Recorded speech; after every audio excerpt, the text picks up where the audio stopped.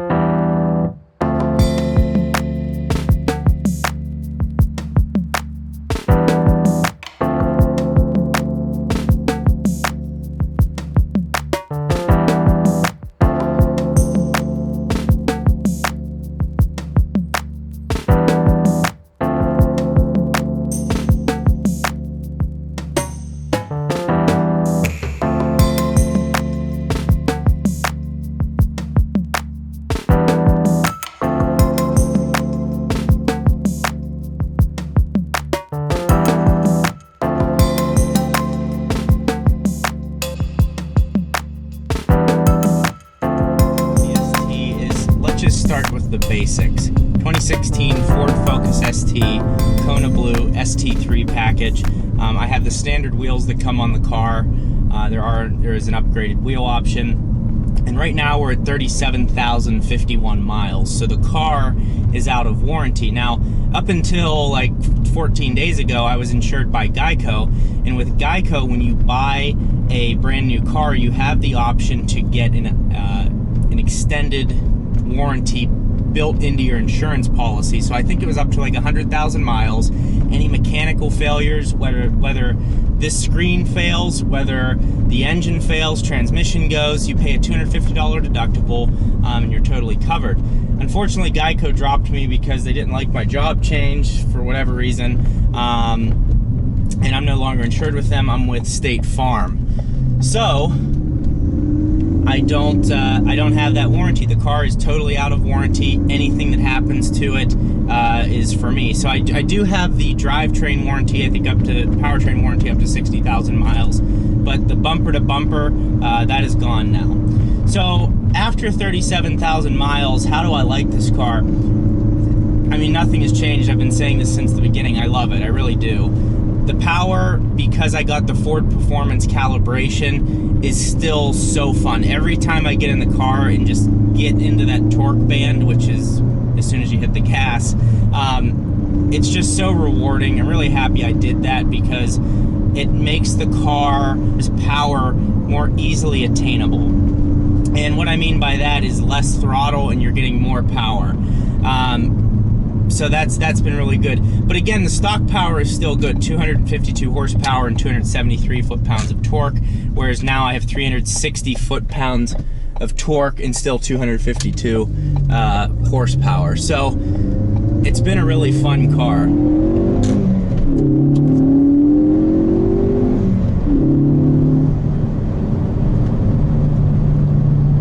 So we're on some cool canyon roads here.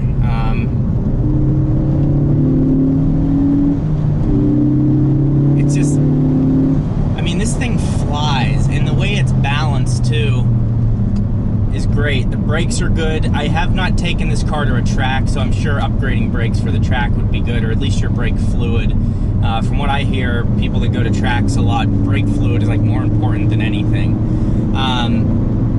But for the road use and for bombing down canyons and whatever, the way this car comes, it's really well balanced. The way this handles this turn, corners flat. Again, my suspension is stock. It puts a ton of confidence in you. I do have the Firestone Firehawk Indy 500 tires on my ST. It comes with the Eagle F1 Goodyears, and that was a good tire too. This was just a lot cheaper, and the performance is there.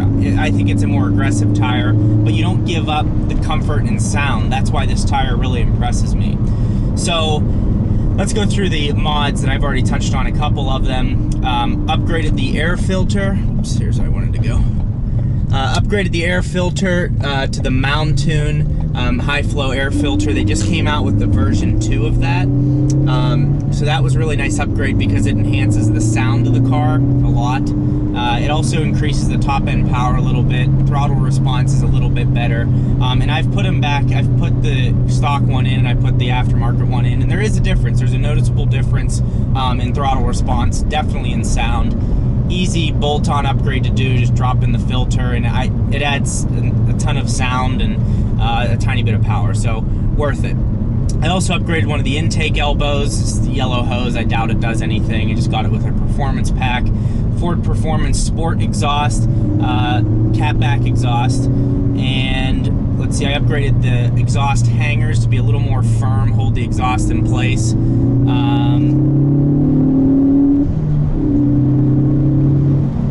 Upgraded the recirculation valve. I did not get a blow-off valve. I got a recirc valve. I didn't want that sound. The sound that comes with the blow-off valve, I don't know, I just wasn't a big fan of it. Plus I've heard of some people say it kind of gets annoying.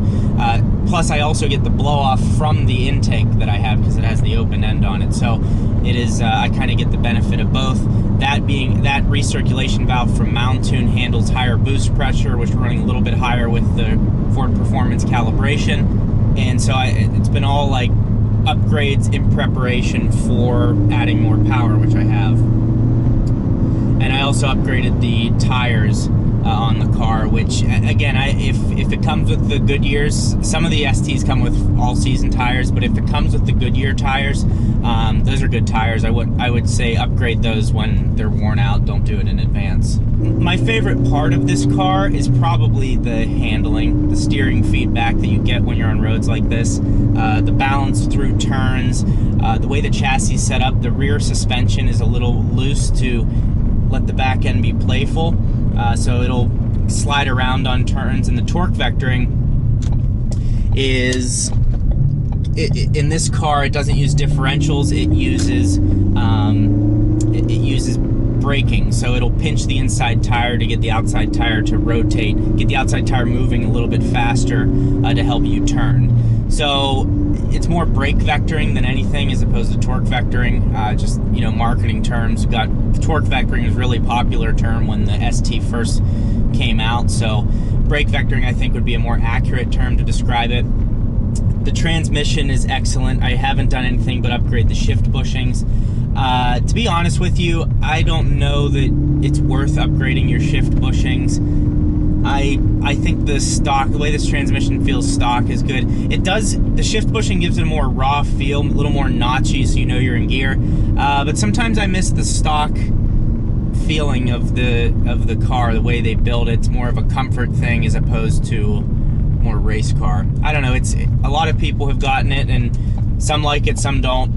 Me personally, I think if I did it again, I would just leave them stock. It maybe is not worth the hassle. Other than that, I've upgraded the rear motor mount as well from Mountoon. The Mountoon rear motor mount's pretty good. I think there's this motor mount called the CP2 mount. It's a two-piece mount, and that was kind of nice for, doesn't have as much noise vibration harshness or NVH in the car, so when you have the air conditioning on, the whole thing's not vibrating. So of all the upgrades that I did, my favorite one by far is the exhaust.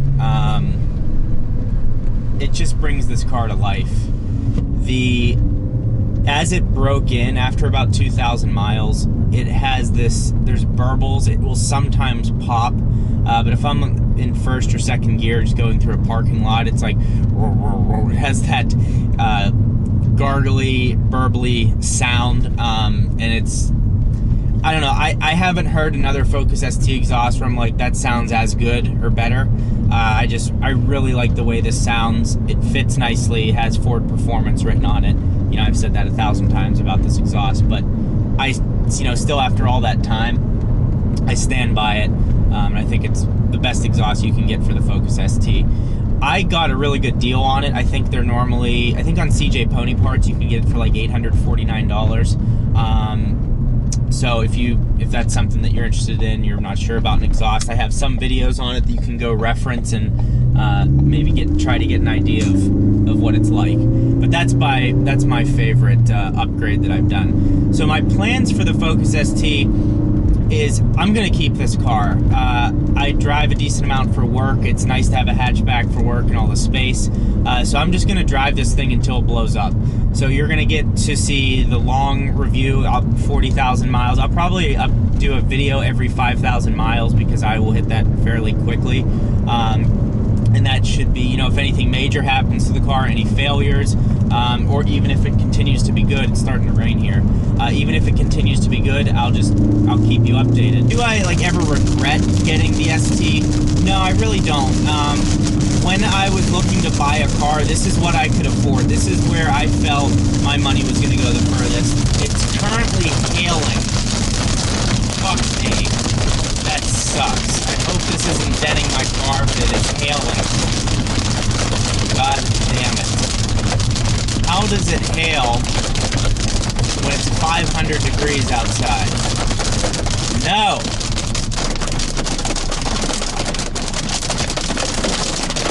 Why?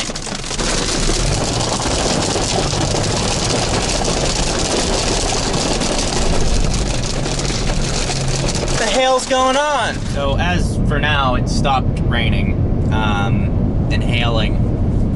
Luckily the hail was actually really small, so I don't think it did any damage to the outside of the car. They'd have to be about golf ball size to create some damage, or maybe marble size, so I think we'll be okay. As far as like buying the car and do I have any regrets doing it, I don't have any regrets buying the car, because when I think about it, at the time when I was buying it, this is what I could afford. This is where I felt my money was going to go furthest, was a Focus ST, as far as power,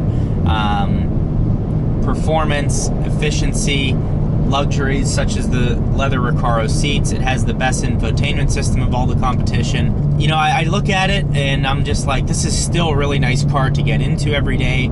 It's been reliable so far. There have been no major failures. One of the downsides of GTDI engines is that you get gunk buildup. And I have had some friends that have Focus STs with less miles than I do, and they had gunk buildup in their engines and had to get them cleaned out or taken to the dealership and get fixed. Luckily, I've had no issue. I've gotten it serviced on time. You know, since I've bought the car, I don't know if that has anything to do with it. And I also use Shell Nitro Plus, or V Plus, or V Power, I think it's called, from Shell, which apparently has a cleaning substance in it and is very good for your engine. Now, I don't know, does that make any difference? I have no studies on it. I can't tell you that, but I'm just telling you what I used and telling you that I had no issues. So that's that. Now, as far as me looking at other cars to get, my eyes are basically set on getting an M2. The other car I'm interested in is the new Toyota Supra.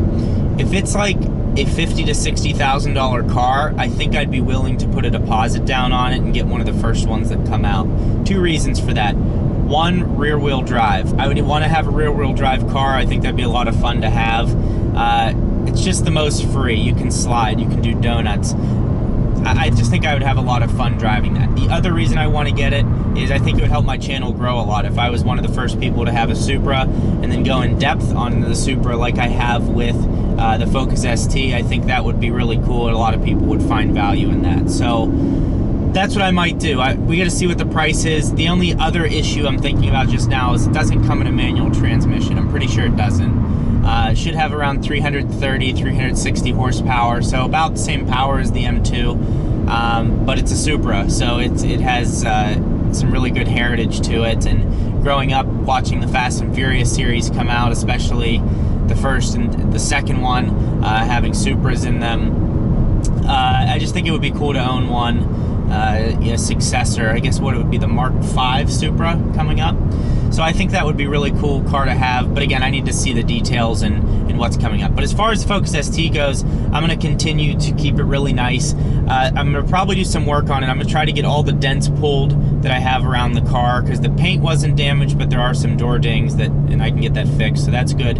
The other thing I want to do is get a paint correction all over the car, and I might even go as far as getting the front bumper fully taken off, resanded, and repainted. And then after that happens, I would get the front end clear broad, because in the roads out here in Arizona, like I've said, the cars just get destroyed because of this. I mean, look where we're at the middle of the desert. There's sand, dust, dirt always hitting the front of your car, especially on the major highways. So that's one thing I might do just to keep this thing in pristine shape, because the interior is perfect. The exterior, minus the door dings and the way the front bumper looks is also great. So I just want to make sure I'm doing the maintenance, so over time it continues to look good. And once I get more cars, this will, not get as many miles on it, and I can continue to keep it nice. But it's definitely not a garage queen. In fact, I don't even have a garage, so it can't be. Been a really good car. Suspension being too stiff, people talk about that sometimes. Look, you're getting a sports car. It's going to be stiff. But this is really not that stiff. I mean, sometimes on long road trips, I'll have some lower back pain. But on the ST3 package, there's lumbar support. So I'm hitting a button right now that's presses my lower back out to give me a lot of support. It automatically pushes it out for me. The passenger side does not have power seats, only the driver's side does. I can't say enough good things about it. Some of the negative things, it doesn't have a limited slip differential. I think it should have one. That's something that the new one will have, but they're getting that in Europe. We're not getting that here in the States. But it's also something I can get upgraded. It's a $1,000 upgrade plus whatever labor is. That's something that I couldn't do on my own. I'd have to get labor for it. I would just want a professional to be putting that in. Yeah, that's kind of where I'm at. Power is satisfying. The luxuries are still nice. The technology doesn't feel dated. It doesn't look dated because there is no new body style coming out. I have the refresh model, which started in 2015. 13 and 14 models have on the exterior. The front end on this is more jagged looking. It's more RS-like. And the rear here has like a plastic bar. I actually think the 13 and 14 models have a better looking rear end. Just put it from 6 to 5. I think the 13, 14 models have a better looking rear end, but I think the front of the 15 to 18s actually looks better. So if you could somehow mix those together, I think you'd have a perfect ST. But it's not to say that the 13 and 14 really looks dated either, because it has its own unique features. It just looks more rounded. So when I see one of those, I don't think, oh man, it looks bad. It just looks different. So I just think the overall platform of them, the Ford bringing the ST to the United States was very smart as a global performance model. And also a lot of you being overseas, South America, Australia, wherever, UK, Canada, we all have the same car. We're all driving the same car. Now in Canada, I think they only give you guys the ST3 package. I think in Australia, they only give you ST2. And correct me in the comments, but it's just cool that, as you know, I see in the comments from all of you guys and the 3% of you girls, that we're all experiencing the same thing, and that's pretty cool. And it's kind of a shame that the U.S. isn't going to get the next round. But I'm excited to see, some of you guys, if you get the new model, let me know. I'll make sure to give you a follow and see what you're covering, or if you want to send me some footage, I'll be glad to share that with everyone. But overall, the ST community too has been a positive experience for me. Everyone's always willing to help. I met a lot of friends out here that have been willing to help me tune my car. I had no experience doing that before I had my ST. My SI, I kept it totally stock, and I think that's can go around and be said for a lot of the car culture.